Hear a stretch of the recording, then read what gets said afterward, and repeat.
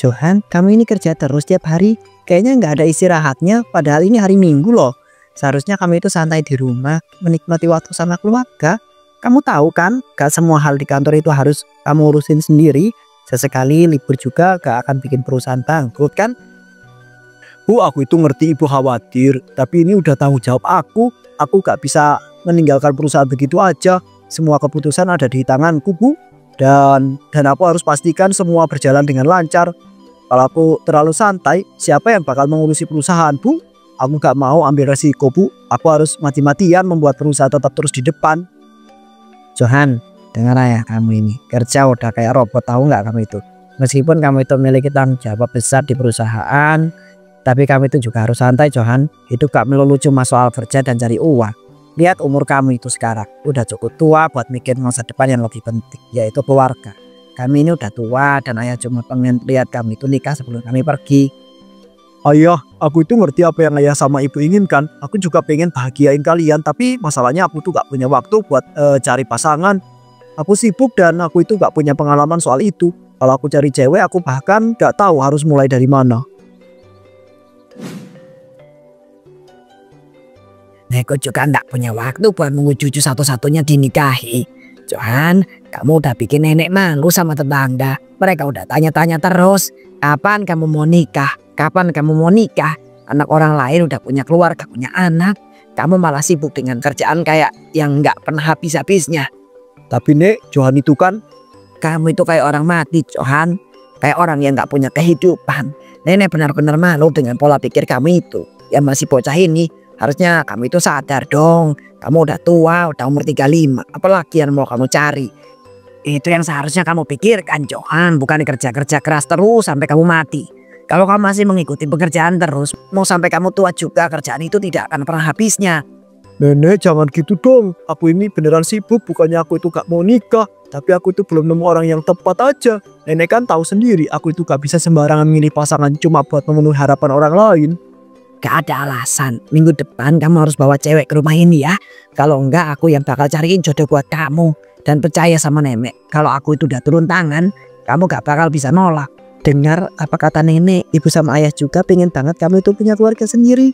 Kami gak bisa terus-terusan khawatir soal kamu. Tolong kali ini dengarkan kami ya. Gak ada salahnya kok kamu tuh coba cari pasangan sekarang. Aku ngerti, Bu. Aku ngerti semua harapan kalian. Tapi jujur aja, aku itu gak tahu harus mulai dari mana. Aku bahkan gak punya waktu buat mikirin soal ini. Tapi ya udah, aku coba pikirkan cara gimana carinya ya. Gak ada pikir-pikir lagi. Minggu depan bawa cewek ke rumah ini, titik. Kalau enggak, nenek yang akan atur semuanya. Nenek akan menikahkan kamu dengan wanita pilihan nenek. Ngerti kamu? Kamu harus ingat, ini bukan permintaan, Johan. Ini perintah dari nenek kamu. Sekalipun ultimatum khusus berapa pentingnya keluarga ini bisa tersambung dengan keturunannya nanti. Ya udah deh, terserah nenek aja. Johan akan berusaha semaksimal mungkin untuk memenuhi keinginan nenek ini. Kalau begitu, Pak, Bu, Nenek, Johan pergi dulu ya. Johan pamit, makasih atas sarapan pagi ini.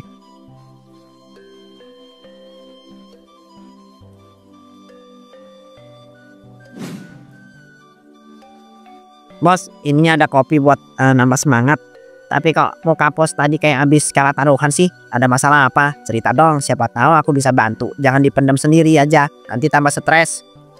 Dan lo tahu nggak? Tadi pagi aku diomelin sama nenek aku. Dia ultimatum aku buat bawa cewek ke rumah minggu depan. Kalau aku nggak bawa, dia mau jodohin aku sama pilihannya. Aku beneran pusing dan aku nggak tahu harus ngapain. Bos serius, ya ampun, aku nggak nyangka masalah tuh klasik banget ya. Tapi aku gak kaget sih. Soalnya lo kerja keras terus selama ini di kantor. Mana punya waktu mau cari cewek. Jadi ya wajar lah nenek lo sampai panik dan mengancam dengan tuntutan itu. Umur lo tuh udah 35. Umur segitu memang udah harusnya punya anak 2, bos. Aku tahu, dan tapi masalahnya aku itu gak punya pengalaman soal cewek. Aku sibuk banget sama pekerjaan, sampai gak ada waktu buat mikirin semua itu. Sekarang nenek aku itu maksa aku buat cari cewek dan seminggu ini. Menurut lo aku itu harus gimana dan gimana caranya supaya aku tuh bisa menyelesaikan tuntutan nenek itu? Gampang bos, harus keluar aja sekarang. Cari angin dulu, keliling-keliling. Siapa tahu ada cewek yang nanti nyangkut di jalan. Urusan kantor bos serahin aja sama aku semuanya. Biar aku yang urus semuanya bos sampai kelar. Bos percaya sama aku kan? Santai aja, aku bakal handle semuanya untuk bos. Lo yakin Dan? Kalau ada apa-apa di kantor ntar gimana? Aku gak mau ada masalah sedikit pun kalau aku tuh pergi nanti. Lo tahu sendiri kan aku tuh orangnya gimana.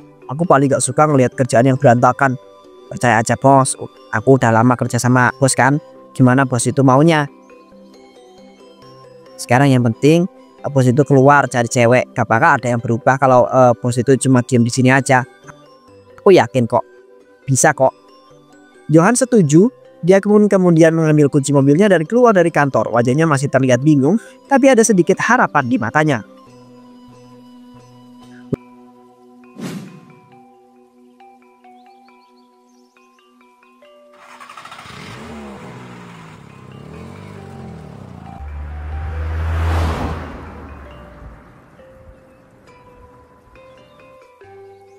Meskipun aku tadi bilang iya sama dia, emangnya sekarang aku tuh mau pergi nyari cewek gimana ya?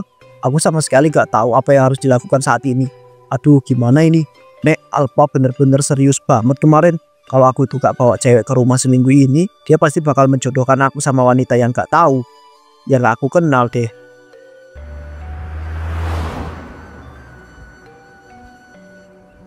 Kalau aku asal bawa cewek, terus nenek tahu dia itu cuma pura-pura, gimana? Gak mungkin aku bisa bohong sama dia. Tapi kalau aku beneran cari, ya gimana? Mana ada cewek yang mau langsung dinikahin dalam waktu seminggu? Ya Tuhan, kasih aku petunjuk dong.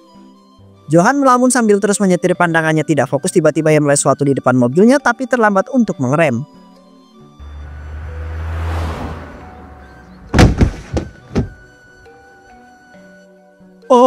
Aduh apa itu? Astagfirullahaladzim, aku nabrak sesuatu.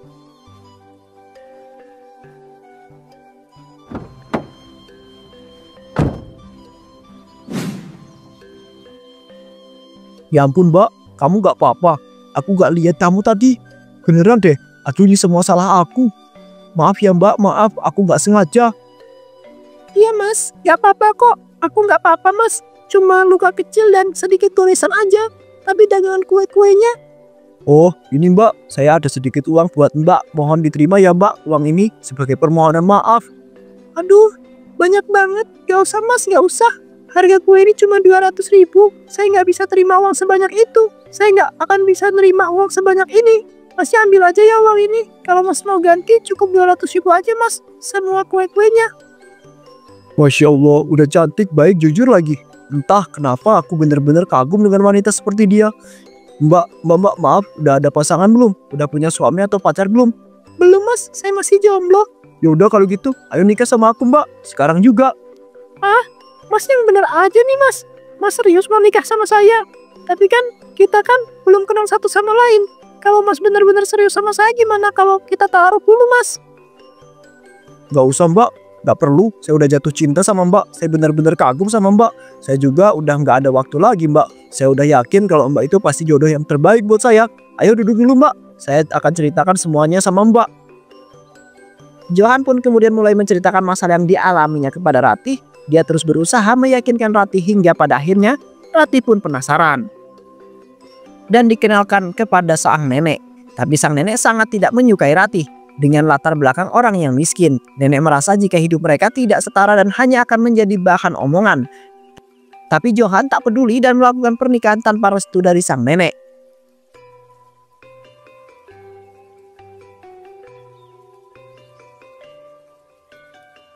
Johan, aku merasa semuanya makin sulit. Nenek kamu gak berhenti melakukan hal-hal yang gak enak ke aku. Aku mencoba sabar, tapi semakin lama aku merasa makin gak dihargai di sini. Bahkan aku merasa seperti pembantu. Aku tahu sayang, aku paham banget. Aku juga merasakan. Tapi kamu harus ingat ya, aku di sini buat kamu. Aku juga sudah berjanji untuk menjaga dan melindungi kamu. Kita akan hadapi ini bersama-sama. Tapi Johan, kalau semua ini berlanjut, apakah kita akan terus hidup dengan seperti ini dan tenang? Aku gak mau melihat kamu itu hancur hanya karena nenek yang keras kepala itu. Dengar Ratih, aku gak peduli lagi dengan kata-kata nenek. Apa yang dia lakukan, itu masalah dia. Kita harus fokus pada hidup kita berdua. Aku akan terus berjuang untuk kita. Lama kemudian nenek kemudian datang. Apa kalian gak malu? Aku itu gak peduli kalian sudah menikah. Tapi aku tetap gak terima kamu, Ratih. Kamu itu gak pantas jadi istri Johan. Kamu tahu kan siapa kita? Nek, aku itu udah cukup ya. Aku sudah membuat keputusan. Jangan coba-coba lagi memisahkan kami berdua. Aku cinta sama Rati dan aku akan melindungi dia apapun yang terjadi. Jika nenek terus seperti ini, aku yang akan menjauh dari nenek, bukan dia. Kamu itu benar-benar memilih dia daripada keluarga ini ya. Kau pikir ini akan baik-baik saja. Kalau kamu tidak bisa memikirkan keluargamu, pikirkan masa depanmu. Kamu akan menyesal, Johan. Kalau saya itu tidak bisa memenuhi harapan nenek, tapi saya juga manusia yang punya hak untuk bahagia, Nek. Johan dan saya sudah menikah dan kami akan menjalani hidup kami bersama. Meskipun tanpa restu nenek, saya harap suatu hari nanti, aku harap nenek bisa menerima dan merestui kami. Kalau begitu kalian berdua akan menanggung akibatnya. Kalian pikir bisa bahagia? Dunia ini tidak sesederhana seperti yang kalian pikirkan. Johan, ingat kata-kata nenek.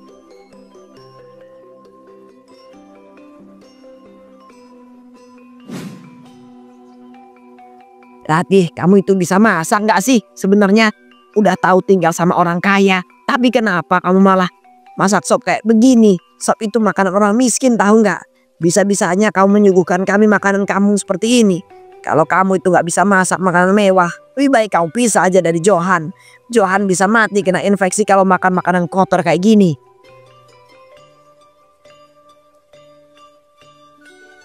Maaf, Nek, saya masih beradaptasi. Saya janji akan menjadi yang lebih baik lagi untuk kedepannya. Saya masih belajar, Nek. Tolong maklumi saya ya, Nenek Alfa. Belajar? Sudah berapa lama kamu menetap di rumah ini? Sudah berapa jam kamu tinggal di rumah ini? Masa sih masih tidak bisa mengerti juga attitude yang di rumah ini? Dasar cewek kampungan bodoh. Maafin saya ya, Nek. Saya janji akan berusaha lebih keras lagi.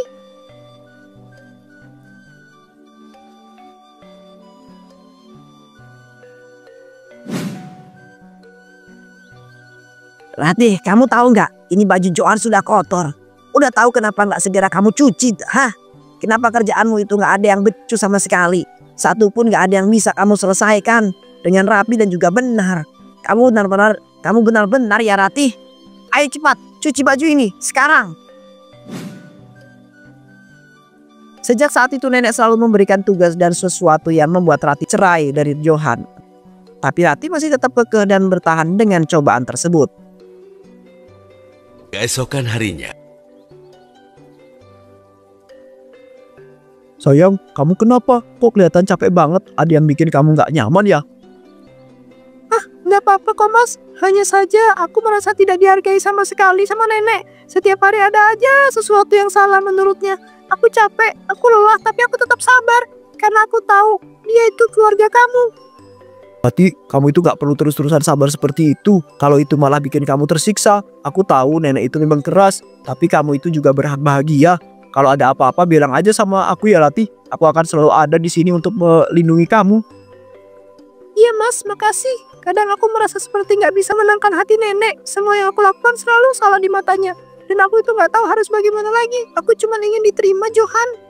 Aku paham sayang. Aku janji aku akan bicarakan ini dengan nenek. Jangan merasa sendiri ya. Kamu gak kesendirian. Aku akan selalu ada untuk kamu.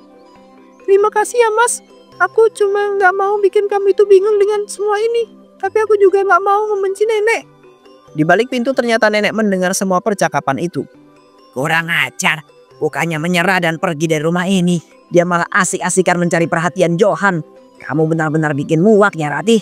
Tunggu saja kamu. Aku akan melakukan tindakan yang lebih nekat agar kamu itu bisa berpisah dari Johan.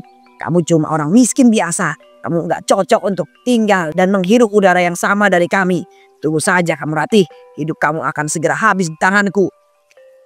Keesokan harinya nenek mencoba menghabisi Ratih dengan cara menabraknya. Tapi beruntung Johan masih bisa menyelamatkan Ratih dari niatan tersebut.